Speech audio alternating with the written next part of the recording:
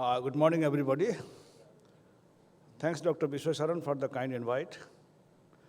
And I have retired from AIMS 2 years back, and I'm working in a private medical college in Gurgaon now. I have been assigned the job of overview of sleep disorders. In fact, it's an overview. It is not merely classification of sleep disorders, diagnosis and treatment. It involves our sleep doctors and the sleep technologist. We have to know sleep science. Of course, we have to go through sleep medicine education.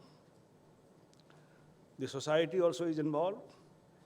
So also the industry and the policymakers, and at the end, our dear patients. Just to say that the history of sleep research is older than clinical sleep medicine.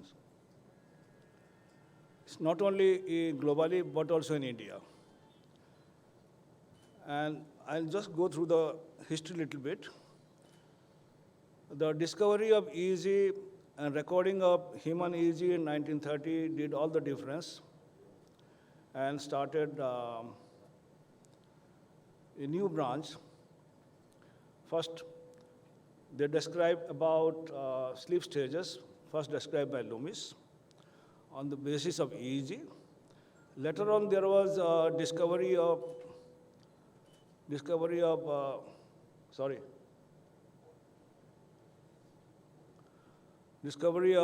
REM sleep in 1953. That changed the whole scenario. We have to classify sleep accordingly. Earlier, it was a unitary concept.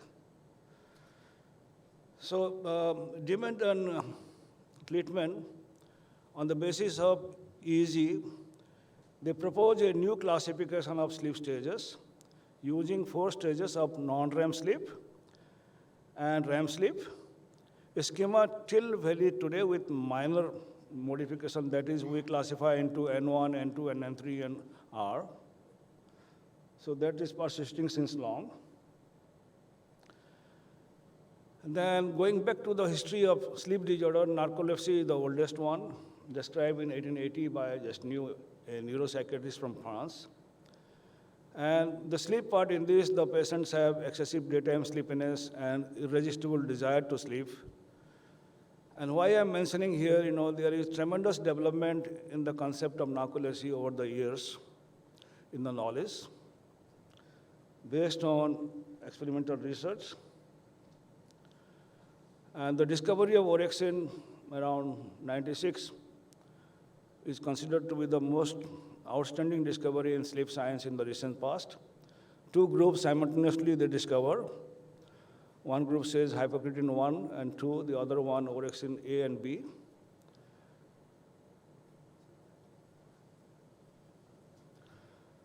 Here I want to just show another important finding that is the atonia, REM sleep atonia. This was described by Michel Jouvet around 1958.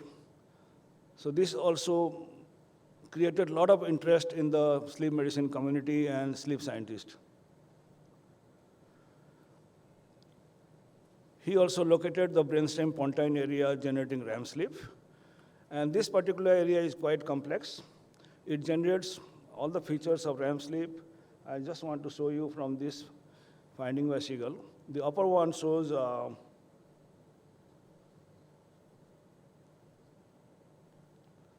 here, there is lesion in the pontine area. There will be REM sleep without rapid eye movement. Here, lesion in the locus coeruleus. There will be REM sleep, but without muscle atonia. I can see the EMG in the ESG recording. So there was a dissociation between the features. Then the discovery of suprachiasmatic nucleus around 1974. It has an endogenous rhythm of 24 hours. And it can be shifted by external cues. It creates a biological day and night, and disruption leads to array of sleep disorders. Here you can see the connection of suprachiasmatic nucleus to various areas which control all kind of behavior, starting from temperature regulation, our feeding, and so many things.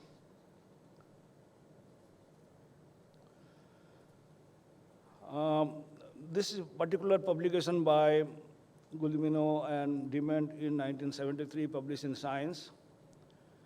They noticed a new clinical syndrome, sleep apnea, associated with insomnia. Earlier it was considered to be insomnia, but they noticed repeated episodes of sleep apnea occurring during sleep. And onset of respiration is associated with general arousal and often complete awakening with resultant loss of sleep.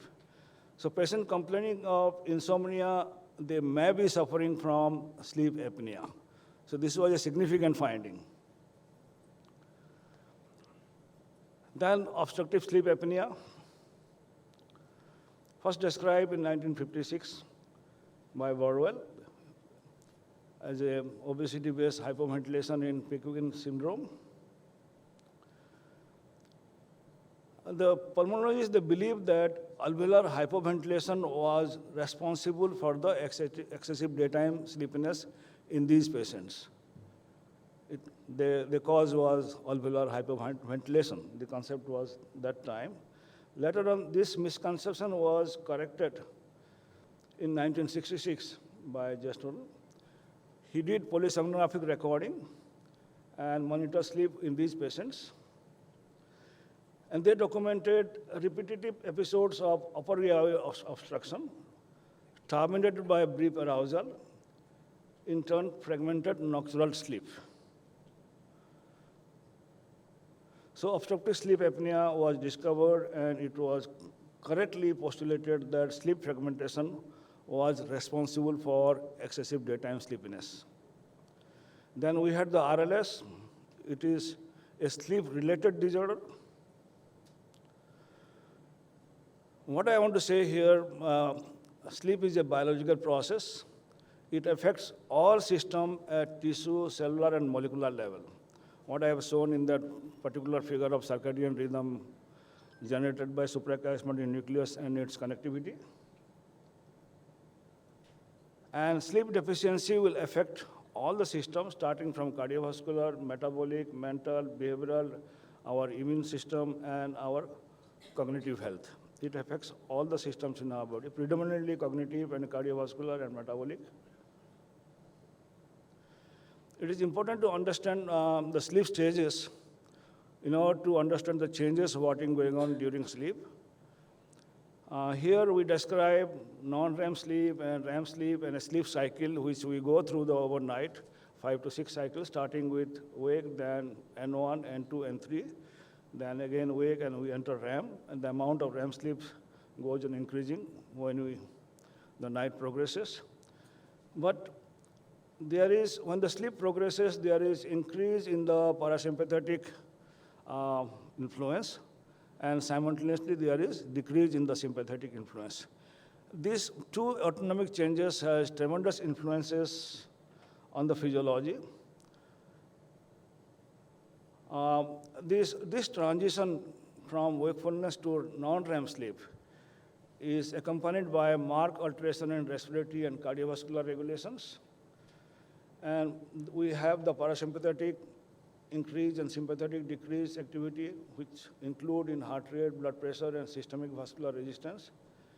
And as a result, workload on heart is reduced, and the cardiovascular system is hemodynamic and autonomic quiescence. So it's a quiet state, cardiovascular, very stable state.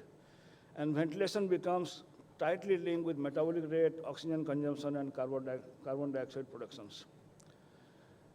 Coming to sleep disorder awareness, the father of sleep medicine, William Dement, says ignorance is the worst sleep disorder. The people lack most basic information about how to manage sleep. Both the doctors and general public know almost nothing about advancement in modern sleep medicine and sleep physiology. Awareness by children and our government about sleep and sleep disorder is the need of the hour. Then when did you wake up to the importance of sleep? From experimental evidence from sleep deprivation studies in rats by Rasef. That was a remarkable study. The rats, they died after 3 weeks of sleep deprivation. Then there were subsequent experimentation, a lot of sleep deprivation studies. The insufficient and excessive sleep may adversely influence human longevity. This was 2 retrospective studies in 2005. And we have now increasing prevalence of obesity and type 2 mellitus in our society. And also there was Nobel Prize in 1917 on circadian clock, on the clock genes. And we have recent lessons from the COVID-19 pandemic. When we were confined to home, we learned much about circadian rhythm and our sleep cycle. So the point of view on sleep disorder today in India, sleepiness and insomnia continue to be seen as a negative social feature. Symptoms are complex, difficult to measure, and the measures led to pattern recognition rather than diagnostic specificity. Reluctant to embrace a whole night polysomnography by a patient is very difficult. And the interpretation of a polysomnography data is confusing, as the medical practitioner had no general knowledge of sleep, its purpose, and its disorder. Dr. Tripak will be analyzing the sleep data today. He'll make it simpler for you. Sleep medicine practice, I call it a Cinderella branch of medicine. It is practiced by all disciplines. You can see starting from internist to pulmonologist to dentist to even nowadays in alternate medicines. So it is a neglected discipline. Then something regarding sleep recording using polysomnography. When EEG came, it was first used by neurologists for epilepsy and neuromuscular disorder. Then it was used to classify sleep stages by Kale and Dement and Kleitman. Then it was complemented subsequently by sensors to measure breathing, airflow and effort, heart rhythm, limb movements to understand what was going on in patients with hypersomnolence. In 1961, the Association of Physiological Sleep Societies was formed to sponsor annual meetings for sleep research and emphasize recording methodology and physiology. In 1968, a manual was produced by Michael Chase. There they describe the standardized terminology, techniques, and scoring system for sleep stages in human subject. That was the beginning. Now we have a lot of classification regarding sleep disorders. We have come to the ICSD-3, International Classification of Sleep Disorder 3. Oh, sorry.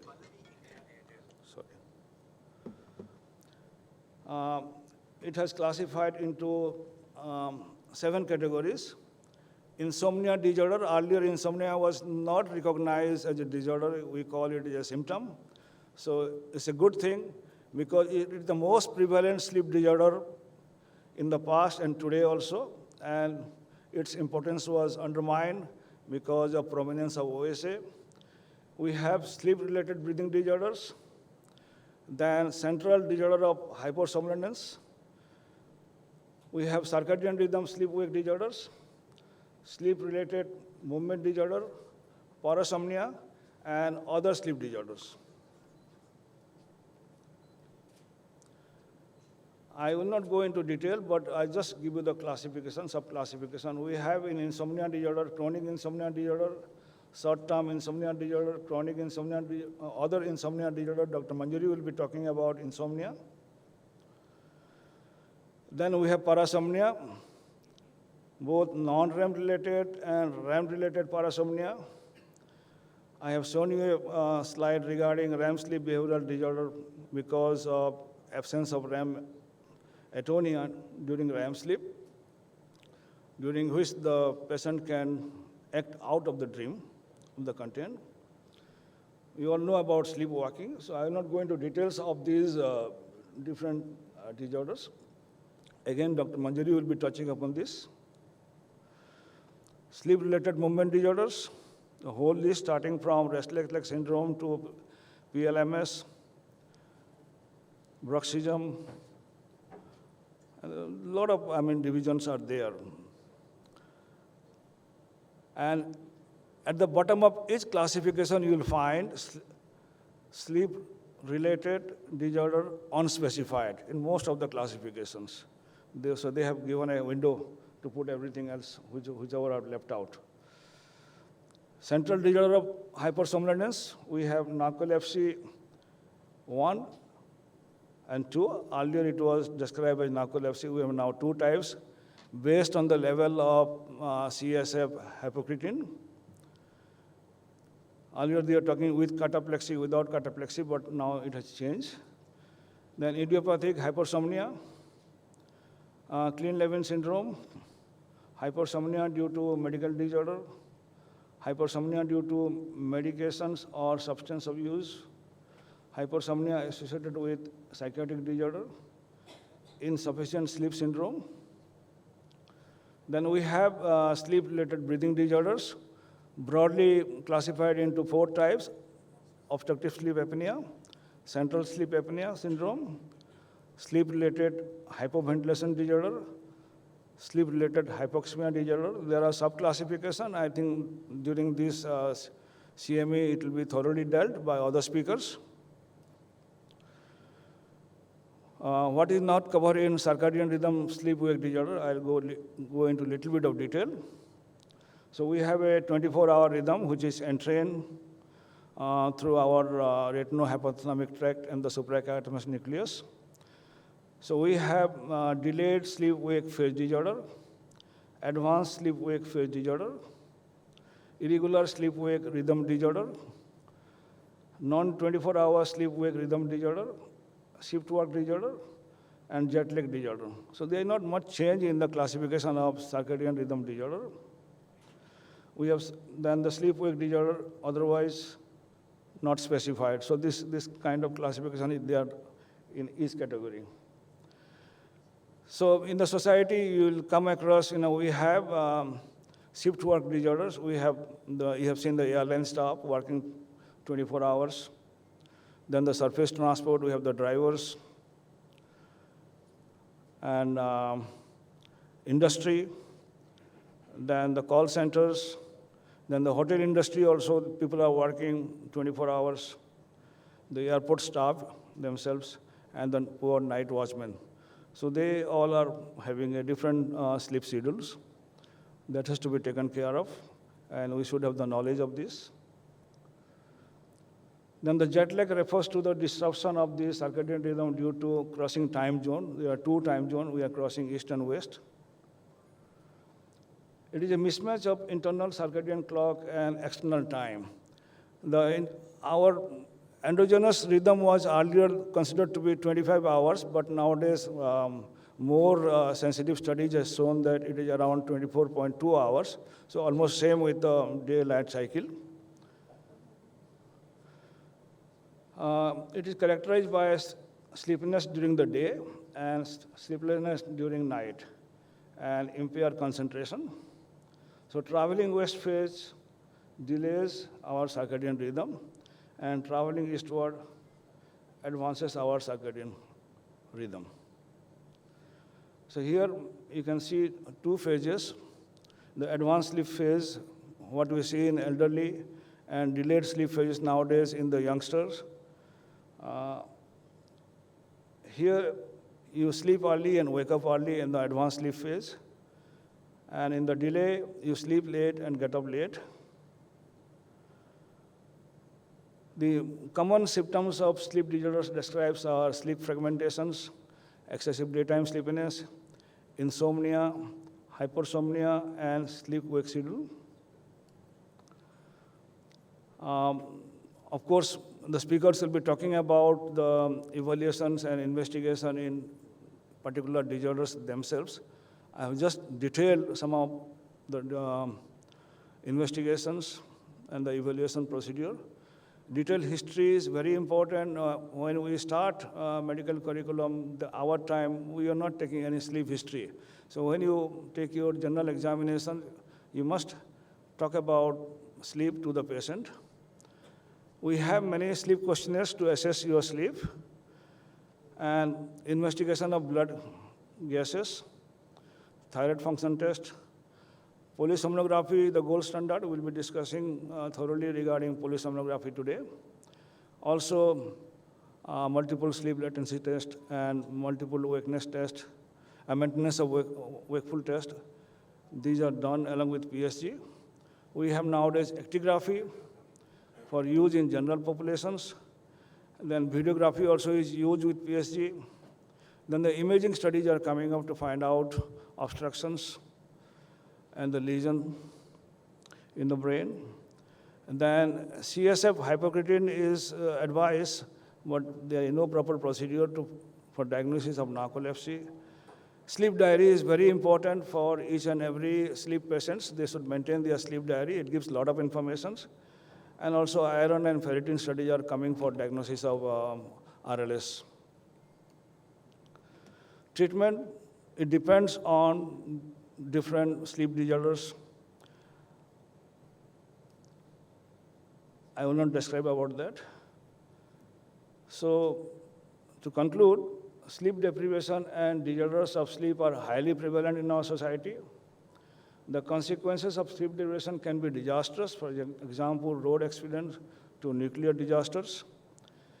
Insomnia affects everyone occasionally. We all suffer from insomnia sometime.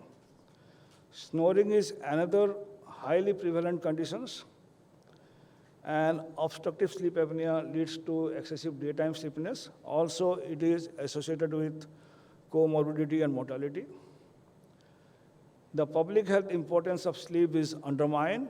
We do not have much knowledge, our public, about sleep. They abuse, they are not aware that sleep is one of the 3 pillars of health. We have direct and indirect economic burden because of sleep disorder. And the rapidly emerging field has transformative potential for improving health of mankind. So at the end, people spend approximately 1/3 of their life sleeping, and yet the importance of sleep and its effects on health are only beginning to be understood. We are just having awareness program amongst the public regarding sleep health. And with the diversity and prevalence of sleep disorders, you have seen how diverse it is and how prevalent it is in a populous country like India. The clinicians must be allowed to these problems in their patients. Thank you.